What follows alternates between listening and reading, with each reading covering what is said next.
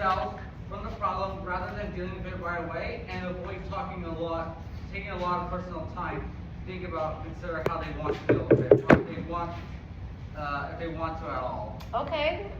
The defense mechanism can be a way to survive. It could be a way to survive. In a toxic household, you have to have a defense mechanism, otherwise they're not gonna survive. Right. Okay. What are some of the other things your peers are talking about when it comes to defense mechanisms? Go ahead. A lot of them said like barriers are possible to protect themselves. As ways to protect themselves in their situations, okay? This person's talking about how they can't step in childhood and how they're raised and taught in those situations and stuff. Okay, so people say it can stem from childhood. Go ahead. When the body or the brain, more accurately, recognizes a threat, and either from someone or something, based off of patterns that they recognize throughout either childhood or just repetitive trauma, the brain will trigger that and basically put up a front or a defense mechanism to combat any further damage that's already been done. Okay, so basically to combat any further damage that's already been recognized, how do we protect ourselves from it? Go ahead. You can have defense mechanisms but be unaware of them. Oh, we can definitely be unaware of these defense mechanisms. What were you gonna say? You. I was going to say on how they talked about how mechanisms are definitely their way of coping, especially if you have triggers. How you cope? Okay. What were you gonna say? I believe defense mechanisms come from like past experiences you have, and then they build up so that it doesn't happen again. So they build up. So you learn from past experiences and they build up so it doesn't happen again. Any other thoughts about these defense mechanisms? These are good because we're going to watch how we talked about, Freud, right? And we talked about how with Freud, when we can't process what's going on, especially between the id, the ego, and the superego, we talked about how you develop a neuroses, right? And the neuroses they were talking about in the last show that we seen, how you may have suppressed desires and how that's not going to come out in a very healthy way. Or you might be extra promiscuous like the girl in the video because she wasn't able to self-regulate. So are we with that so far? Uh-huh. And so in those moments, you were kind of able to see what those defense mechanisms look like for those two people because of the fact that they weren't able to cope. So this video by Anna Freud, which is his daughter, goes into these defense mechanisms, and it's pretty interesting what she discovers, and see what you can identify with.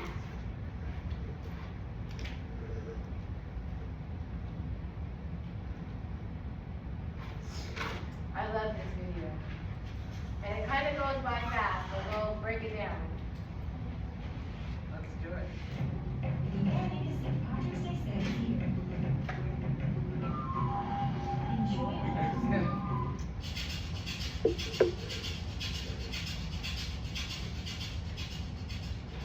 Anna Freud was the daughter of the founder of psychoanalysis, Sigmund Freud. She was born in Vienna in 1895, when her father's radical theories of sex and the mind were starting to make him famous across Europe. She became a school teacher and then psychoanalyst, and pioneered the treatment of children, establishing clinics and nurseries for children who were war victims, survivors of the Holocaust, or just generally troubled by their lives. Perhaps most importantly for us, she is our finest guide to what we call defense mechanisms, which she described best in her 1936 book, The Ego and the Mechanisms of Defense. The book laid out for the first time the core idea that we instinctively try to protect our ego, our acceptable picture of who we are, with a variety of defenses. The problem is that in defending ourselves against pain in the immediate term, we harm our longer-term chances of dealing with reality, and therefore of developing and maturing as a result. Anna Freud highlighted 10 key types of defense mechanisms. Firstly, denial. Denial is when we don't admit there is a problem. We think things like, I enjoy drinking very much, and I sometimes get quite bad hangovers, but I can handle it. If other people try to get us to face up to the problem, we react very badly. The immediate survival mechanism the short-term instinct to feel alright about oneself means refusing to recognize our need for change. Okay, so tell me, what is the issue with denial? What's our issue with The denial? biggest issue with denial is that you literally deny that anything's wrong. You believe your own lie that everything's all right. Okay, you. Denial can show itself in many ways. Denial is basically denying yourself of any like acknowledgement of something either going on towards you or something going on that could affect other people. And it can even be seen through grief. Denial, the idea that something has changed or something is gone. And it doesn't even have to involve change within yourself. It can involve change within things around you. And not having a clear idea of whether you are in denial or not acknowledging it can basically kind of leave you in this pit of denial to where you're not really sure where you're Not a pit. Oh my gosh, that's deep. Not a pit. What were you gonna say? You're ignorant. Okay. Yeah, just basically going off what you said. Yeah, denial is a big one. Go ahead. Sometimes it's like projection, kind of like a I'm not crazy for. Ooh, I think that's one of them. Go ahead. It's like living in bliss while your whole world is crumbling. Living in bliss while your whole world is crumbling down. Go ahead. Oh wait, you can go. You can go. Go ahead. Her first shift. Okay, go ahead. I'm sorry, I missed it. Go ahead. No, you're fine. It's kind of allowing the problem to get worse. Allowing the problem to get worse because we're just ignoring it. That's a good way to look at it. Go ahead. I was gonna say, like, no matter if the denial is from grief or like from someone like accusing you of something, it'll always be like negative to yourself.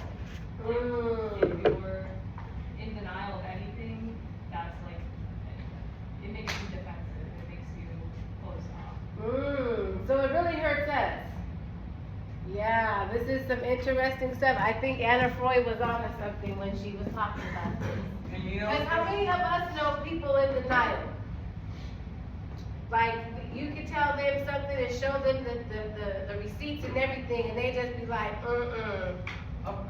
of course I know that guy. He's me. Go ahead. That's called my uncle. Your alcoholism. See, and it's interesting because we're going to talk about how this really turns into something else as a mental health illness. So let's, huh? You know what? I don't know. I don't feel like she was because of the fact that like there was just so much going on at that time, and she was just taking in all kinds of children, and she was just conducting these studies, and that's how she came up with these theories.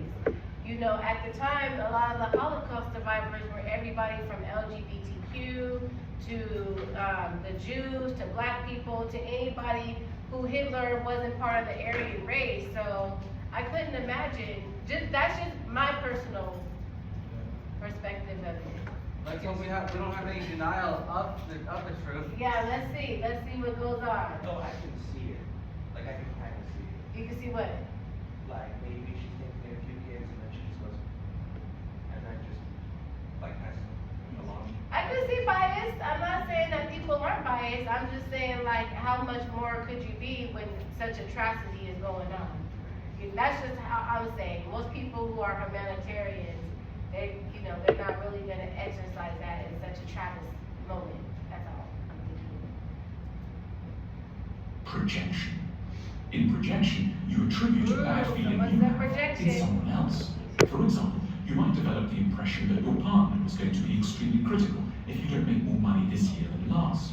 But in reality, they may be quite understanding and sympathetic. The harsh, bitter thoughts are not in your partner, they're in you, and they came from, let's say, your mother. But you've given the negative feelings which you don't want to recognize in yourself to someone else. That's projection. Turning against the self. This is when we think badly of ourselves as a way of escaping from an even worse thought, that someone we hope loves us doesn't actually. Anna Freud learned that children do this a lot. A child abused by a parent will typically seek refuge in a thought which, though grim, is less awful than the alternatives. He or she will think, I must be bad and worthless, that's why my parent is behaving this way towards me. So really the thought goes, I still have a good parent. It's painful to think we're bad and worthless, of course, but for a fragile child especially, it can feel less catastrophic than the alternative, thinking we're in the hands of a parent who doesn't care. Ooh, let's talk about this turning on the self. Oh, yeah. Where do you currently see this in today's society, turning on yourself? Everywhere. Okay, how? A lot of kids, at least in high school, so this is about turning against oneself. May I present to you low self-esteem, low self-confidence, negative and pessimistic thoughts about themselves. I think those are things, yes, that are factors, but we're talking about, like, for reals, turning on yourselves, because everybody goes through those things. It's about the duration for psychologists and therapists is really what it's about. So when we're saying turning on ourselves, we're not just talking about the negative thought behavioral patterns, because a lot of that, you experience that as you're, bless you, developing through. It's about, again, the impairment and how long the duration of those thoughts are. But we're talking about something else when we're talking about turning on ourselves. Go ahead. It's like you're worthless, you're a piece of shit. Eventually you're gonna explore that thing, and you're gonna be like, maybe they're right. You start seeing yourself in that way, and you never really see yourself any other way after that. And what else does that look like? Because that's the second part of what he was saying. Well, it's sort of a question, so does that mean like actions? Yes. Like how you would act upon? Yes. Like hearing those like things in your brain or hearing the things that people are telling Yes. you. Would you, that kind of means like acting upon it? Uh-huh. Yeah. Go ahead in the back. I remember with all my children, we would do treatment and shit like a lot. They're like 6 years straight. It was horrible. And we're not like talking about it. But I know that when I left him, I think, and I will leave, I will get away from that. I noticed, but like, never to realize that, I was treating my ex-husband like he was treating me like how my baby's out to me. I would treat my husband like that. Like, and he most likely, I feel like it was just, you know, it was just what I went through, and I was treating him like that. And now it's over, like, and you know, I wish I would have caught it sooner. So, Right. And first off, congratulations, because number one, it's never too late to leave an abusive relationship. You know, it's when you stay that becomes an issue. And number two, yes, when we're turning against ourselves, it's the actions that are presented towards ourselves. So by allowing number one to sabotage ourselves, like when we sit up here and we know that we can meet a standard to do something, but then we like don't do it. Okay? Or when we're self-inflicting by taking drugs. Like, we all know meth is bad, and nobody wants to wake up in the morning and be like, oh, I'm gonna take meth. But when you feel like you have to escape, which is what a defense mechanism is, you turn to something that's going to cause you that self-harm versus what we just talked about, projecting it onto someone else. And so when we're talking about that, especially in this particular day, it's very important because so many people are harming themselves thinking that the outcome is going to create a better situation when it's really just making it worse. Especially for those people who like are cutting themselves and things of that nature, because you're going to run into a lot of kids who are going to do that should you choose to work in this profession. Am I making sense? Okay.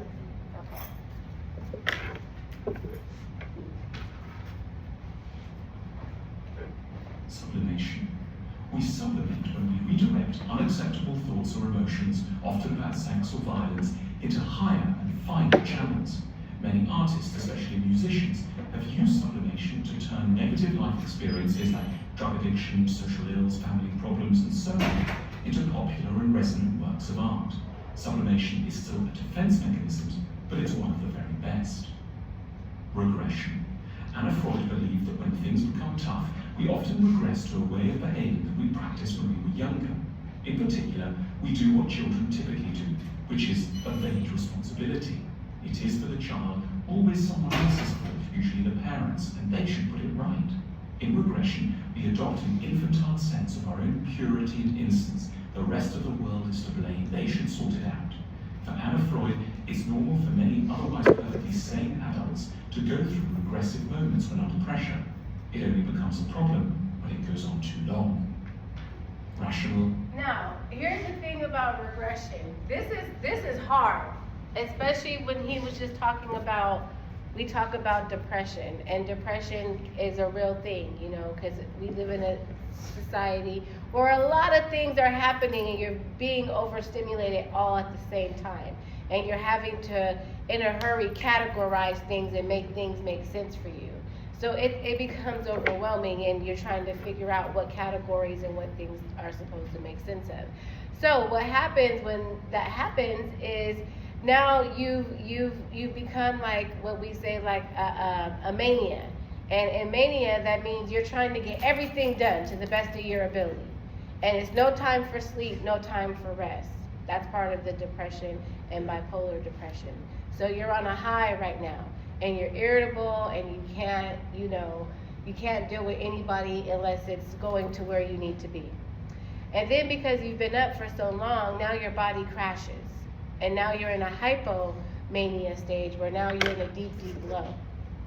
So when you're in this deep, deep low, it takes a long time to come back to your base.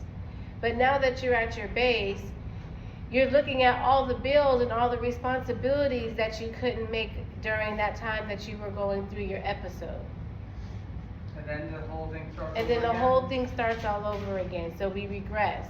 And the reason why this is important is because when you're dealing with patients who are going through depression, it's going to be like we're taking 2 steps forward and 10 steps back. And so as a therapist, your job is to just be patient and keep celebrating the 2 steps that they're taking forward. Because it's like a relapse type of situation is what's happening. Am I making sense? And so now you know where it stems from in childhood and why, like when they become adults, it looks like this and how it manifests. So the next one is rationalization. Rationalization. Rationalization is a smart-sounding excuse for our actions or what happens to us, but it's carefully tailored to get the conclusion we feel we need, that we are innocent, nice, worthy. After being rejected for a job, for example, the defensive rationalizer will say, it was a boring company, or I never wanted the job anyway. They may very much desire the job, but it can be agonizing and deeply humiliating to admit this to the ego. Intellectualization. Intellectualization is similar. The scarring sense of loss, guilt, betrayal, and anger, or breaking up with a partner might be neutralized by thinking a lot about the history of the late Roman Empire or the government's plans to raise interest rates. Many intellectuals are not merely thinking a lot, they are also guilty of intellectualization, which means making sure their researchers keep a range of more pertinent issues at bay. And this, I think that's a dangerous one. You know, especially when we're talking about personality disorders. Why do you think that's a pretty dangerous one? Honestly, I didn't really get it. Like so, and if you do that, the defense mechanism, that means you're basically just thinking about a bunch of other things not related to the problem. Like Exactly. What did thinking about the history of the Roman Empire have to do with dealing with a breakup? Well, we'll talk about that. What were your thoughts? Avoiding the problems. Avoid the problem. There. So the problem isn't there. What else is going on? Like, let's think about this big picture that we have going on currently in our climate. Go ahead. Correlation to problems. So they're not necessarily avoiding the issue, but it's kind of like, oh, this is the same thing as this other thing, that's how I have to fix it. Okay, I can see that, like a causational type of situation, and now it's impacting other areas. I can definitely see that. We're getting somewhere. Go ahead. I think maybe it can lead to like more vulnerability to like radicalization. I can see that. What were your thoughts over here? I saw a hand up. Okay. Yes. Because here's the thing with actualization. Like, in this moment, are you able to connect to humanity? Yeah. No, because you're intellectualizing everything. Like, okay, if I do this, then this is gonna happen. If I do this, then this is gonna happen. You know, and it's not so much like, okay, this happened and here's the human in this. Am I making sense? So, like, for example, in our current political climate, we're not thinking about the humanity, we're thinking about the dollar. I think it's more like we're thinking about how to get ahead of the other side. Well, whatever the case may be, you're not thinking about the rest of the little people who are down here, who are, you know, who are going to school, who are having mental health issues, who are experiencing our police cut budgets and stuff like that. Yeah. You're thinking about the bigger picture for something else, and you're not thinking about humanity when you're talking about starting wars. Yeah. Am I making I'm just joking. So that's why intellectual for me, I feel, is dangerous, because if we have more people who are trying to play chess with people's lives, how are we going to really fix the human part of what's really happening, which is relational? Like, when we have better relations and interpersonal communication with each other, and we're showing each other compassion, we're able to get along much more healthier. But when we're stuck in intellectualization and rationalization, now we're playing with people's lives, and casualties are at risk. Am I making sense? Yeah, I think I get it now. It's like I did what I had to do. And so many words. Yeah. Okay, so I get it now. Reaction formation. Reaction formation involves doing the opposite of our initial unacceptable feelings.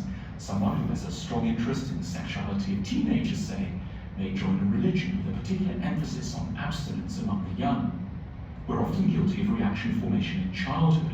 When we're embarrassed about being attracted to a classmate, we might be mean or aggressive towards them instead of admitting that we like them. Displacement.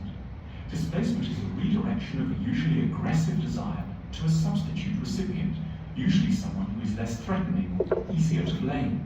So a classic case is someone who may feel threatened by their boss, comes home and starts shouting at their partner. Fantasy. Wait, I gotta go back to Fantasy that that one. we are aggressive towards them instead of We admitting need that we to- like them. Displacement. And Displacement is displacement. the redirection of a usually Ooh. Let's talk about this displacement. Go ahead. Well, actually, I wanted to more talk about the one previous. Oh, 'cause I feel okay, like, yes. Because I feel like that one actually is really big. Formation. Reaction formation, okay. You can see it in particularly, like, I think that one is really big with, within, like, queer communities, because, specifically those who are, like, homophobic, or specifically those who are transphobic, and see it within themselves, they either will go to conversion therapy or will go to a form of religion that is against that to kind of validate their feelings, or as a defense mechanism to not think about those feelings. And I think within queer communities, it's a big one, especially also within religious communities. With, you know, you see a lot of Abrahamic religions and dogma religions have a lot of sexual assault cases with children, with priests and with people who have religious authority. I think that's a really big one, and it's overshadowed because it's not really seen as a big problem. If they're not putting it on other people, then that's their own problem. But in reality, it's actually hurting the bigger picture than themselves. I agree. I think between those two, reaction formation and displacement, because that's exactly what's happening. So because I have this underlying neuroses, or, you know, complex, as Freud would say, right? Now I'm gonna do the super ego thing, and I'm gonna go to the extreme left, just so that I can avoid these feelings.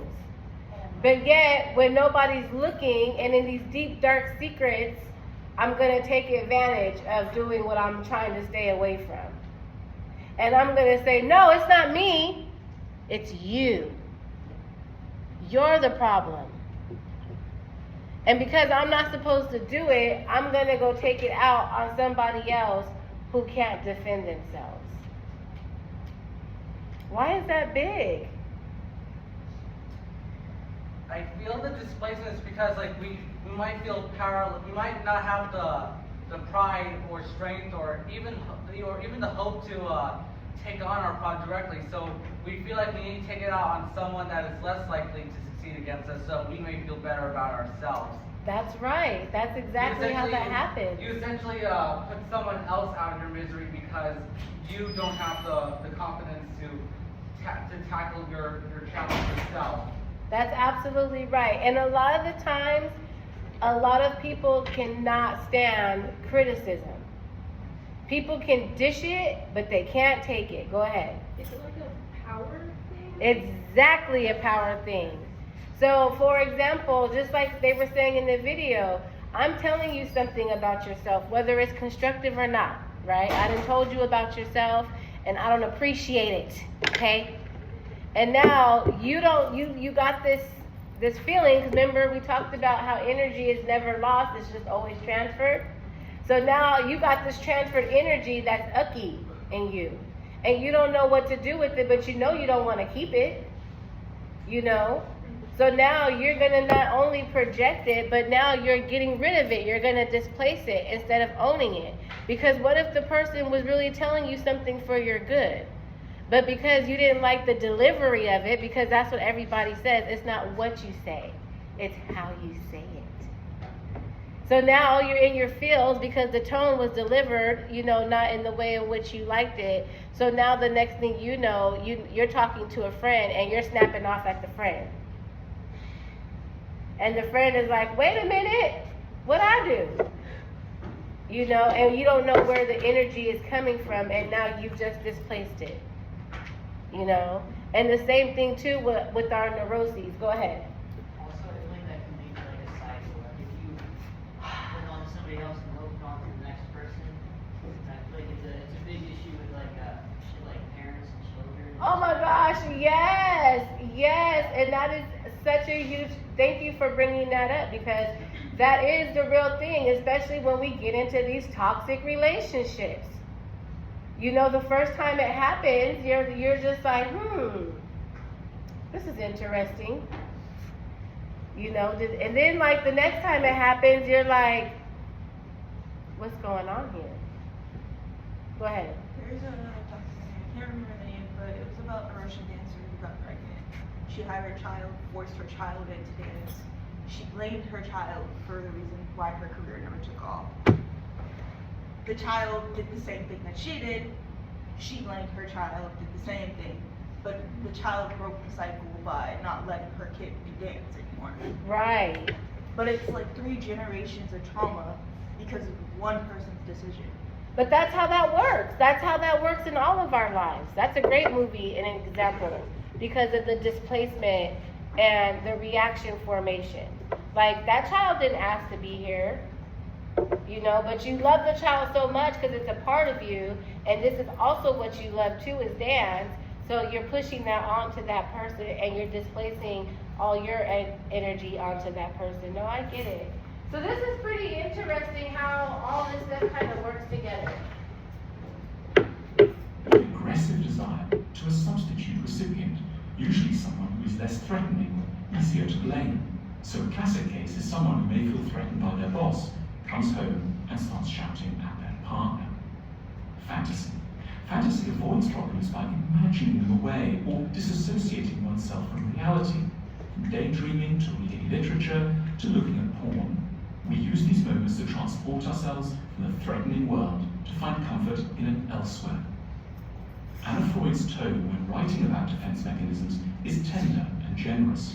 She knows these defenses are quite natural, but she also observes how many difficulties they bring in their wake. They hold back our careers, they're boring for others, and they hurt those who love us. Freud argued that most of us employ at least 5 of her defense mechanisms every day without being in any way aware of it. She wrote her great book as a way of helping us to see a little better what we're constantly doing, in the hope that we can in future be a little more mature and a little less, as we still say in our knowing tribute to her, defensive towards those around us. So do you believe, like Freud was saying, we use about 5 of them every single day? No, we use all of them every day. You think all of them every day? Yeah, like I admit I'm very much like I very much also imagine myself in other situations beyond something else when I feel threatened by something. I admit to that, and we all have at least once put our anger out on someone we didn't mean to. But like as Boyd said, it's natural to feel that way, because I noted down in my paper as well, like a lot of these defense mechanisms are also so we don't have to deal with unpleasant emotions, especially if we don't have the confidence or strength to take them on ourselves. And it's like, Yeah, but here's the thing. Just because we don't have the strength or confidence to take them on ourselves, does that give us the right to do it and to make laws about it? it doesn't And give us the right to do it. you know, but and now that we're in this space, like now what do? Hold your thought real quick, go ahead. I wanted to add on to kind of what you were saying. Instead of you, like, yes, be aware of your defense mechanisms because you constantly use them, but I don't think that's the proper way to go about life. You're supposed to learn, what's the word? I just lost it. Sorry. It's okay. But what are your thoughts surrounding it? Defense mechanisms? Yeah. You use them all the time. There's coping skills you're supposed to learn to constantly, like, deal with your defense mechanisms because they're inevitable. You're not supposed to let them be the only way that you approach situations. Okay. I find it very interesting because I think, like, me personally, I think that defense mechanisms are important. And not only are they important, I think it's more about how you use them to cope. yeah, I think What do you think? I can second that actually. Like what you said was a good idea, and I just thought about like on the spot. As you said, like defense mechanisms are not supposed to be the end all deal. Like they're supposed to, if you have a defense mechanism activating, it's supposed to be in your mind telling you, hey, here's a grace period for you to figure out how to handle this. Like if you're not supposed to use that grace period as the permanent solution. It's supposed to be, a second chance to figure out how else to go about the situation or how else to process it. And I think that's a great idea to talk about too, because when we talk about emotions, and we're going to talk about this when we talk about memory. When we talk about memory, it has like what we call an episodic memory. Episodic memory is when we have our emotions tied to the memory, right? And so if we're having like a good emotion tied to that memory, right? And in that moment, we're able to see how we were able to use a coping mechanism or a defense mechanism in a healthier manner that gives your body enough evidence to know that you can do it again. Does that make sense? So for example, like we all get confrontation. I'm gonna give you an example. We all get confrontation, right? And in that moment of confrontation, something emotional is going on because the energy is being transferred. So my defense mechanism, right, we employ 5 of them. And now that I understand about defense mechanisms, I'm gonna see how I'm gonna use this to my benefit. And my emotion is telling me, oh, Cherisse, you're about to become defensive. What am I gonna do? So in that moment, go ahead. I was just going to compare this conversation to what we had a couple classes ago about when we did the whole breathing. That's exactly how it works. So in that moment that I know I'm getting defensive because I'm in denial, who, me? That's my first defense mechanism. Oh no, they didn't. And now I'm about to go to displacement. No, that ain't me, that's you. Now I'm into projection now. They looking at me like that? Oh, heck no. They know they tripping, right? That's already my 4th defense mechanism. that I've experienced in that emotional defensive flare-up, right? Now I want to go to my 5th one, sublimation. I want to make it make sense. So in that moment, I'm going to be doing my breathing exercise because I'm heated. I'm not just heated in my mind. I already done punched the person out and they under the ground being stomped on. But we know we can't do that, right? So we already have practiced our breathing mechanisms that I told you.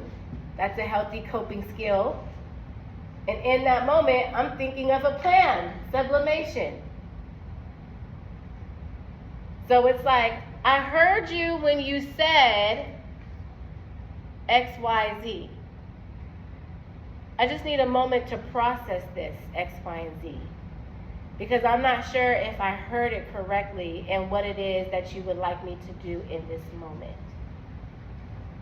Am I making sense how that works? Go ahead.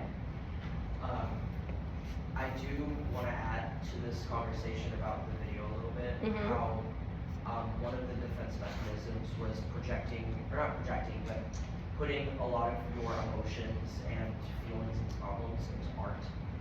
Sublimation. Sublimation. Just couldn't remember the word for it. And I think I really enjoyed, a good thing I enjoyed about that specific video is that it was a note that isn't inherently a bad thing to do. In fact, it's one of the more healthier coping mechanisms to do. And therefore that kind of goes into the conversation earlier, whether are all coping mechanisms something you should get rid of. And I definitely don't think so, because we're all human and we all have feelings, and even the breathing technique sometimes, depending on how big the situation is not going to cut it. You know, we have to figure out ways to put it in a box and deal with it, and then we can open it again, and that is by painting or writing or poetry or music writing, and being able to look at that and being like, okay, here's the beauty of why I feel this way, and here's the things that I can change based off of why I feel this way. And being able to put your problems into something beautiful, therefore makes you feel more accepting of yourself, because you can find beauty in your problems. Even more so, it also helps others who also may be feeling the same thing to also be able to identify themselves in your art, and then they can also find a way to, sort it out, process everything, and grow better for it. And why do you think music is so powerful? You know, it's the same thing. It's a sublimation. We all can't go around shouting to people, F you, I hate you. That's not appropriate, even though some days you might feel like that. But your music, especially when we have people like my favorite artist, Billie Eilish, who eloquently puts it so well and says exactly how you feel in these high tone notes, and you're in the car thinking you're singing like her. And then by the time your car ride ends, you're like, whew, don't I feel better? Okay, but you kind of described it exactly why music is part of sublimation. It's like you can put your thoughts, your energy, your feelings into song, and it helps you get it out. It helps you process it. It helps others be able to identify themselves in it. It helps them process it. It starts a cycle of healing. And you know what they say, the best way to solve a problem is admitting you have one. So when you can identify yourself and your problem in something, then you can start processing it and working out how to solve it. And that's kind of what he was saying over here. So, what are your thoughts about learning these defense mechanisms? Do you feel like it's applicable? Do you think it's something you can use? Did you learn something about yourself today? Well, I certainly have, and it's that we're not going to be able to instantly get to the bottom of our solution, because defense mechanisms are natural. Let's not beat around the bush here. We are and will still be doing defense mechanisms, but as our fair professor here said, once you can recognize your defense mechanisms, and once you can figure out how to go about a problem, you can start working towards it, and you can then, get in control. So get your mind in one place, and you can then solve your problem and grow better. better for it. Yeah, that's what we want. We want you to navigate. And the reason why I feel like, again, for me, sharing defense mechanisms is number one, you guys are at an early stage in your career development. So the sooner that you're able to recognize these defense mechanisms in yourself, you're able to feel how you're going to correct them and navigate in order to get to where you want to be. Number two, you get to recognize them in other people. So instead of you becoming like, clutch my pearls, you're like, okay, I see what's going on here. So how am I going to make a healthy choice for me so that I can navigate to get to where I need to be?